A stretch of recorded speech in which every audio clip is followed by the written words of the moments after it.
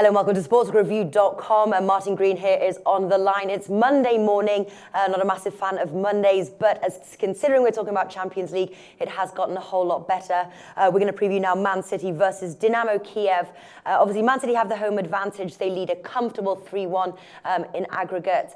They're priced quite decent, I think, 1.62 with Coral to win. But I think considering that they don't really need the win and the draw would suffice, I think backing them is probably risky. What's your thoughts, Martin? I agree that it's very risky. Yes, they're always funny, these second leg ties in knockout competitions when one side is already leading quite comfortably.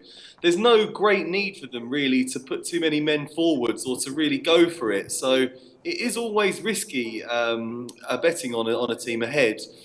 I would be dubious about backing Man City outright here. Yeah. Probably maybe a tough question to answer, but how much mentally do you think that they are in this match, or do you think they're already looking towards the next stage right now? To be honest, I think it would be very difficult for them not to be looking ahead to the next round.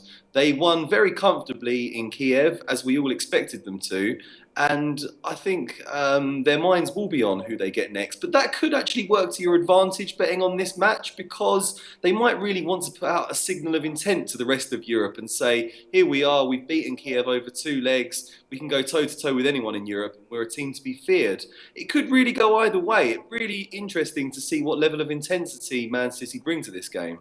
Yeah. Now, one question, obviously, is whether Sergio Aguero will be in this match.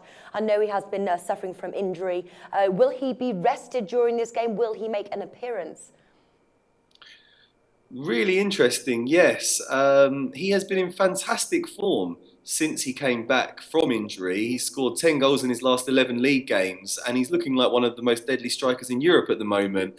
For that reason, you would really imagine that they would want to keep him fit for the later stages, while they're also going for it in the Premiership as well. They're 9 points behind Leicester, but they could still make that up. So he may well be rested. I mean, you'll know an hour before the kickoff, so it might be worth waiting until then to bet on it. If he does start, I would definitely fancy backing him at least to score at any time, but probably just to score first in this game. If not, if he doesn't make it, maybe look at Iheanacho, who's a good striker, as his replacement, who could score first. Yeah. Obviously, Man City do come from a disappointing scoreless draw against Norwich City over the weekend, a match that many pegged that Man City would win. Does that concern you in any way, or does that really just say that they maybe are more focused on this match? That concerns me, yes. They've been in such inconsistent form all season, Man City. They haven't won back-to-back matches in the league since October.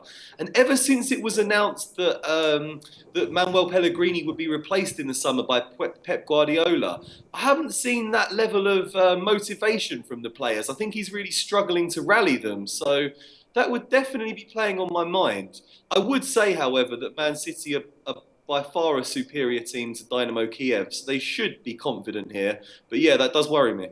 Yeah. Do you have any sort of tips to present to our viewers today? If Aguero's playing, I'd back him to score first. I fancy Man City narrowly to win this game. You might be tempted to spread your bets over a few correct scores. Maybe 1-0 to City, 2-1 to City. And maybe just a small stake on 1-1, just to give you an insurance policy. But the best bet for me is Aguero if playing. If not, Iheanacho. All right, fantastic stuff. Martin has actually written an article for us over at sportsreview.com/soccer if you want to read about it in more detail. The link is also in the description below this video. Martin, thank you for joining us today. Thank you for having me.